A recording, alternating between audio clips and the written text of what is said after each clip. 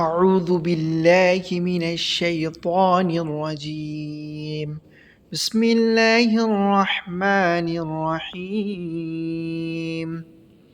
পবিত্র কোরআনের সূরাতুল ইয়াসিনের 12 নম্বর আয়াতে আল্লাহ তাআলা বলেন ইন্না নাহনু নুহিল মাউতা ওয়া নাকতুবু মা কদ্দামু ওয়া আথারহুম وكل شيء أحصيناه في إمام مبين অর্থ আমি মৃতকে জীবিত করি, তারা যা কিছু আমল আল্লাহর কাছে পাঠিয়ে দিয়েছে সেগুলোকে আমি যথাযথ লিখে রাখি। নিজেদের কর্মকাণ্ডের চিহ্ন হিসেবে যা কিছু তারা দুনিয়াতে রেখে যায় তাও আমি লিখে রাখি।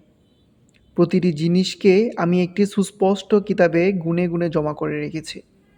সুতরাং আমাদের ভালো এবং মন্দ কাজ সবগুলাই লিখা হয়ে থাকে। আল্লাহ তাআলা আমাদেরকে সৎ কাজ করার তৌফিক দান করুক। আমিন।